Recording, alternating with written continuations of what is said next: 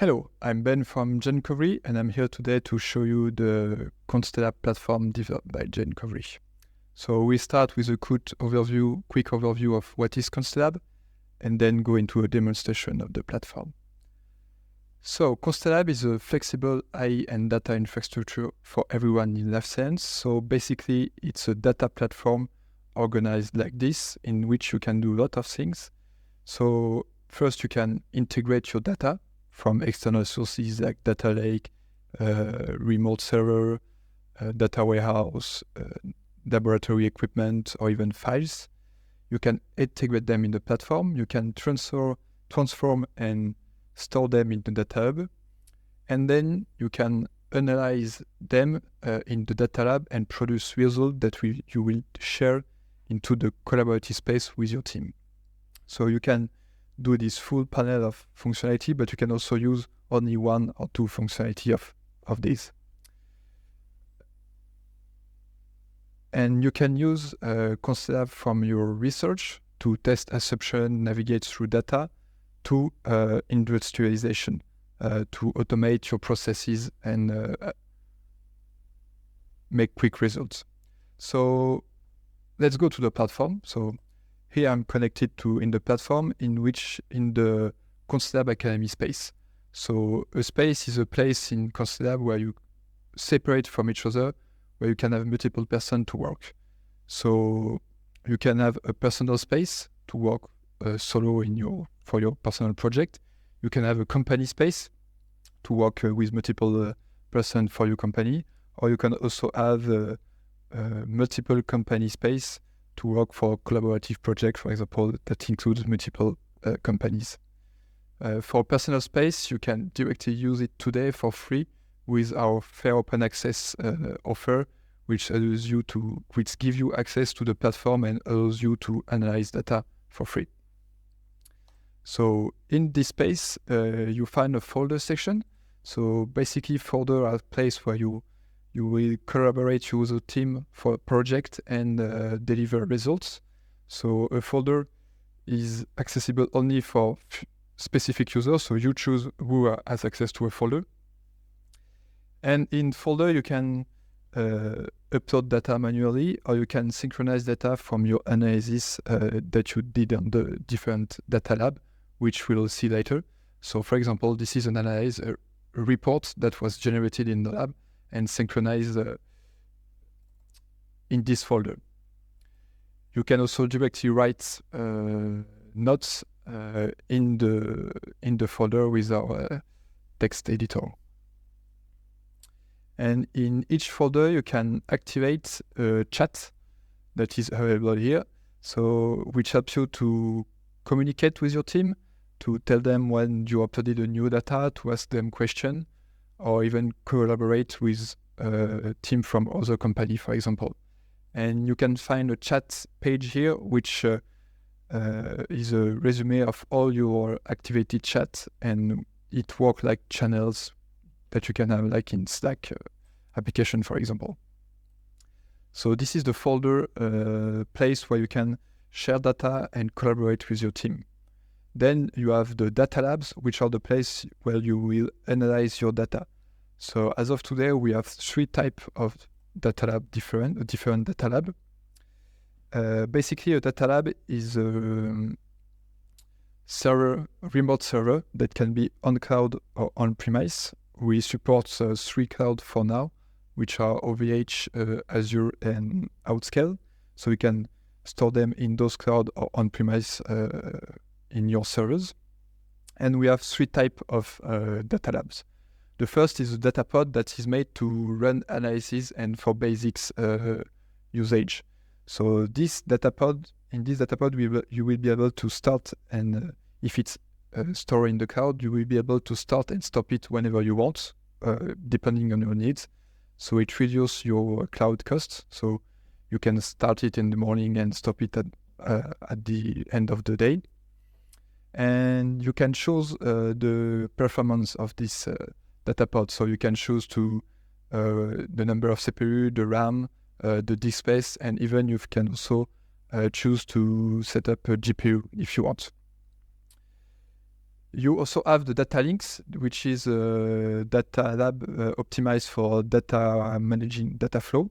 So to integrate with input data, transform them, and connect with output data. And then you have the data hub, which is optimized for data harmonization and governance. So basically, that hub will be a place where you store all your data, and the different data ports, for example, can connect to the data hub to retrieve data, run some analysis, and then upload data back to the data hub.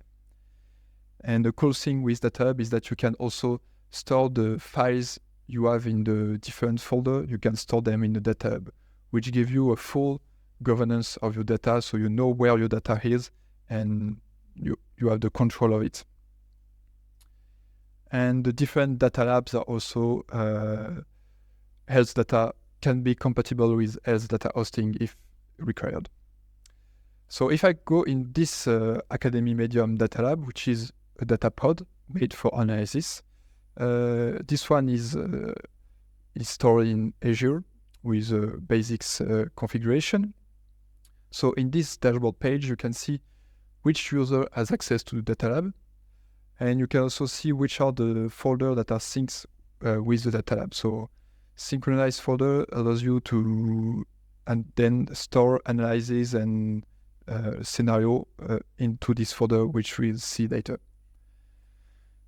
Then you have a configuration panel where you can see all the bricks. So basically the library you install in your data lab. So the different bricks give you access to process to run your analysis.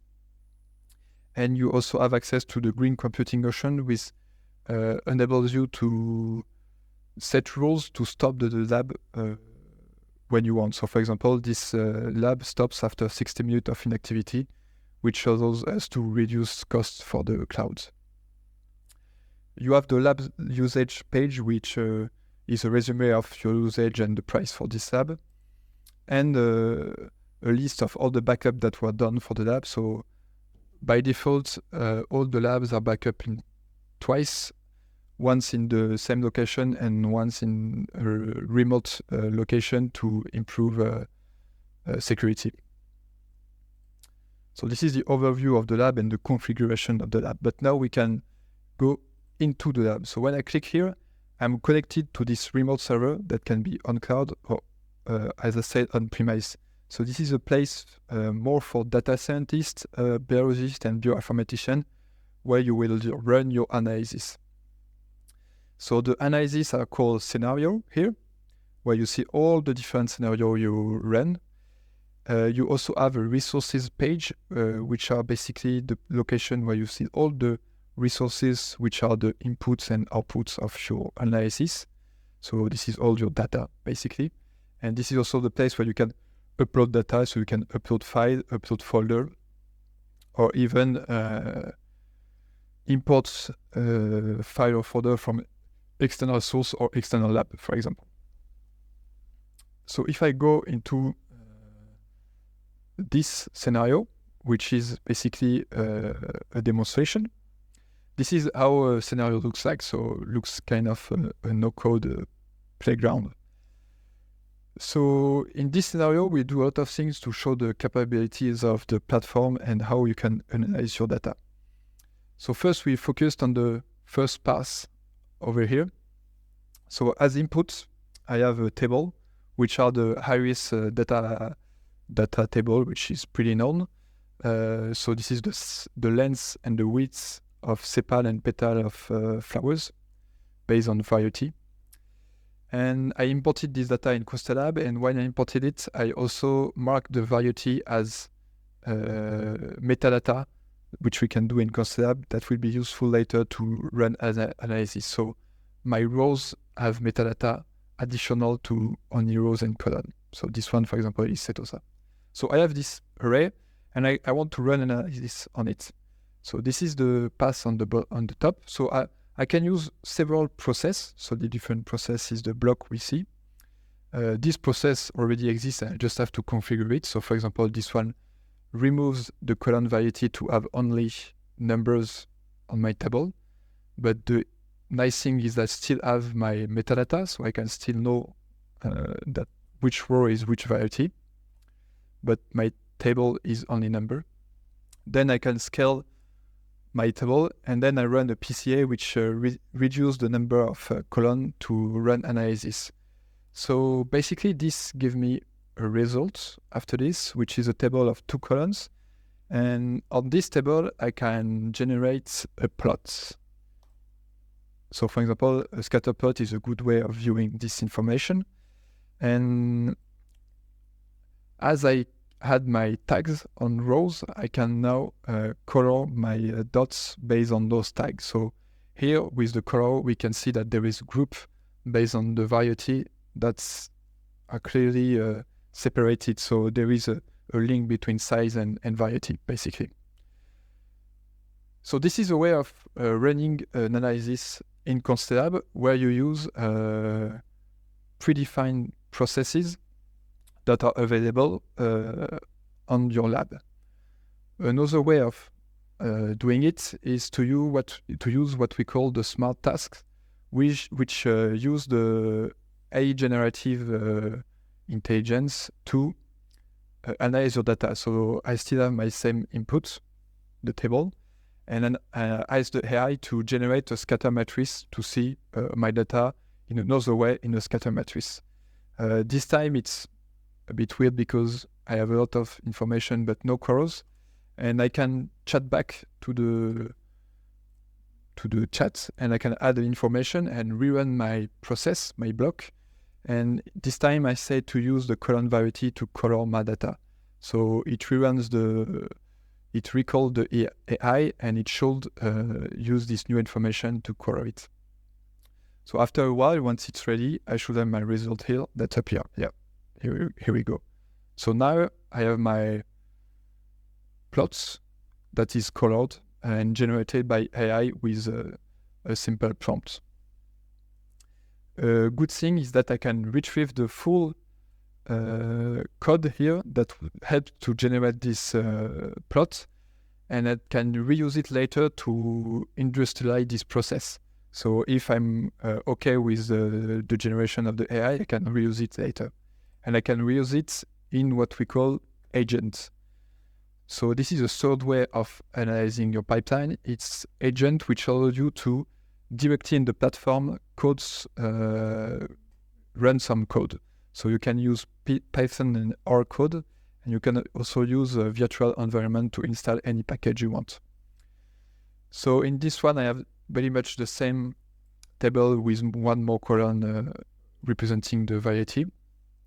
And with a simple code using Plotly, because I'm used to it, I can write my Python code and generate another plot to see my data.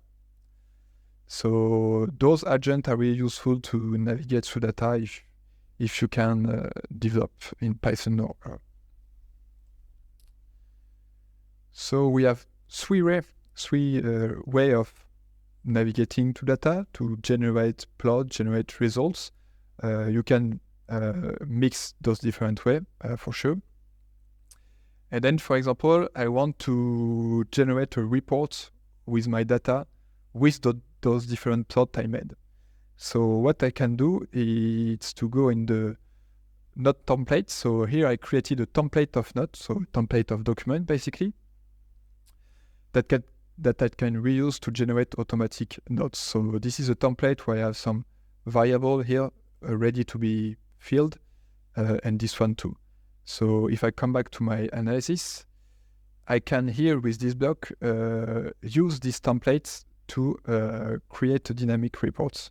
So with this other agent, I have my template as input, and I plug different input too. So I plug my results from the first line, and I also plug my plots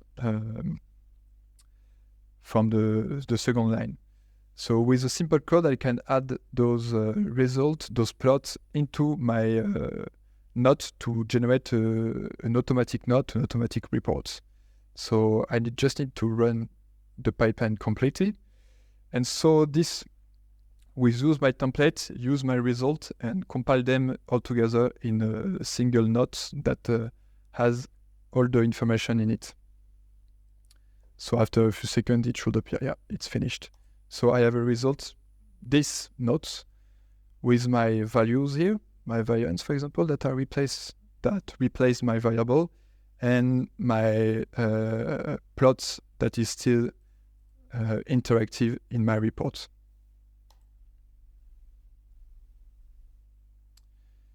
So this is what we call a knot. So you can find the different knots in this page. So here is the knot that we just generated.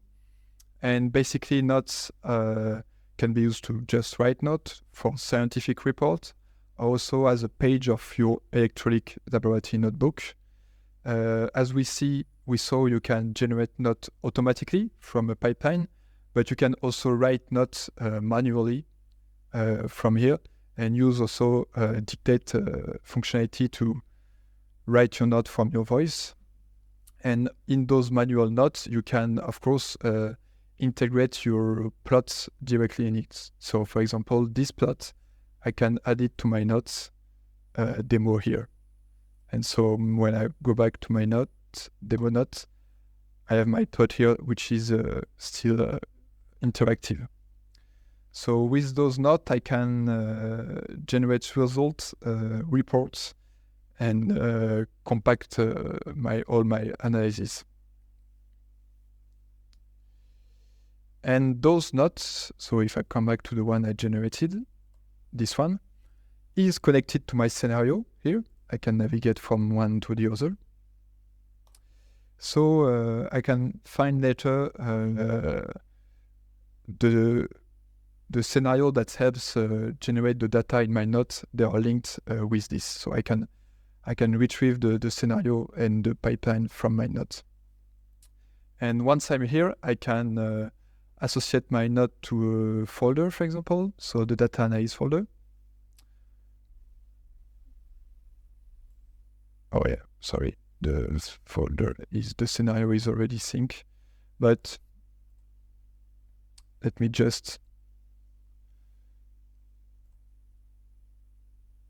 Okay, it's data visualization. Yeah, the scenario and the note must be in the same folder, so I need to put it in data visualization, yeah, basically. And once it's in the folder, I can synchronize it with my space. So I send it with a collaborative space, so any user can then have access to it. So if I go back to my space, to my data visualization folder, I see my note here. So I see my scenario here, and I see my note here with the plot that is still interactive. So now anyone with access to this folder has access to my notes. And in another interesting thing, in my scenario here, which is also sync, I have access to all the configuration that were used for all the process here. So I have a full traceability of the analysis that was done. And I can redo it later if I want. I have all the version, all the parameters, so I can rerun it later if I want. Okay, let's go back to the lab. So we saw the scenarios, we saw the resources, we saw the different notes. Another cool thing you can do with scenarios is to generate dashboard. So for example, with this one, we created a dashboard that you can develop in the platform to navigate through your data. So this dashboard is made to be connected with the Bioreactor XT equipment to navigate through data. So with those dashboards, you have an interactive dashboard basically that you can navigate through data. You can select some features, and it will refresh the data basically based on what you selected, for example here. So those dashboards are useful to provide specific dashboard based on the need of our customer. So we develop a specific dashboard for our customer based on their needs.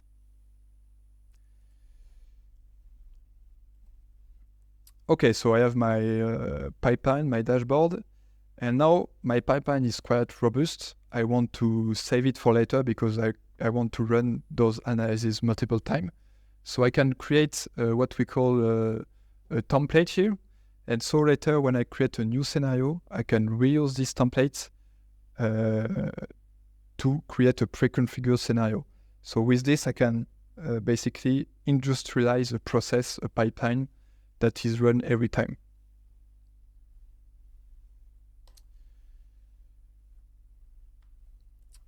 So that pretty much it with the lab. A last thing for more technical users. So as we saw, you can develop directly here in Python or R, but in the lab, you also have access to a fully configured and integrated development environment, which we call the Codelab. So in this environment, you can develop your own brick, so your own library of tools. So basically in here, you can develop your own block here. So the block we develop ourselves in Constellab, we use this environment to develop them. So you're free to develop your own. And you can develop your own, as I say, process, but your own dashboard too in this environment. A cool thing with it is that it's integrated with a development environment, which is separate from the production one, which we saw here. But those are in the same configuration. So when you develop in the development, you can easily deploy in the production environment and you run in the same configuration, so you will have less problem. And in the platform, the Constellab helps you to deploy those new versions and to maintain your code. And all the bricks, the basics bricks in Constellab are open source, so you can use those bricks, use the functionality of those bricks to develop your own. Because an important thing for us, for Gencovery in Constellab, is to develop a community around the platform. So this is the last application of our platform, which is the Constellab community platform, just here, which is an open platform, so you can directly go there and have access to it. And then this is a place where we will enable the community. So in here you can share different stories. So basically articles about a pipeline, about how you analyze data. You can share your different agents. So the agent you develop in the platform. So basically the agent are, I will come back, the small code here. So the agent you develop in the platform, you can share them with the community platform. You can version them, you can add the documentation to it, and you can share them publicly, like in open source, so other people can use them later, or you can share them privately in your space, so you can only share those with your company internally. So it's a good way of sharing a small code that are doing some analysis and pipeline, for example. We also have the brick, so all the bricks that are available in Constellab are available in Constellab community. And in the brick, you will find some documentation about the bricks, how to use them, how to use the pipeline. And once again, the brick can be open, so open source, but also private for your company. And yeah, that's it. So the goal of community is to gather of the community, and we are currently working on a marketplace where you'll be able to sell your agent or your bricks. And we also are working on a way to reward the author of open source projects. So how can we give back to the person that are working open source in the community and give functionality to the community?